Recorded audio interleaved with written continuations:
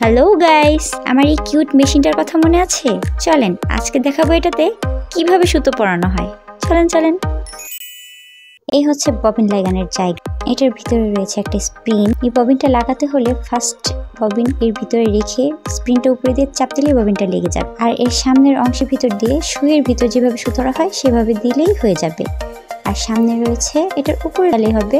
আর সামনে যে আরেকটা অংশ সেটার ভিতর সুইয়ের ভিতরে যেভাবে লাগানো হয় ওইভাবে লাগালেই হবে। পিছনের অংশটাকে এদিক ওদিক করলে দেখা যাবে যে বিভিন্ন অংশ লড়াচড়া করে।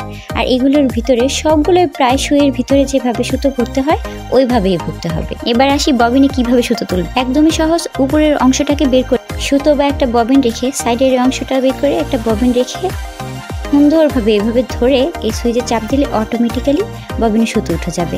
কি সহজ না? একদম সহজ। মেশিনের নিচের অংশে সুতো তোলা আরো সহজ। শুধু এভাবে ববিনটা বসিয়ে দিলেই হয়ে গেল। কি শিখিয়ে দিলাম তো? আপনারাও যদি আমার মতো এই কিউট মেশিনটা নিতে চান অর্ডার করতে পারেন ঢাকাফাস্ট.com-এ।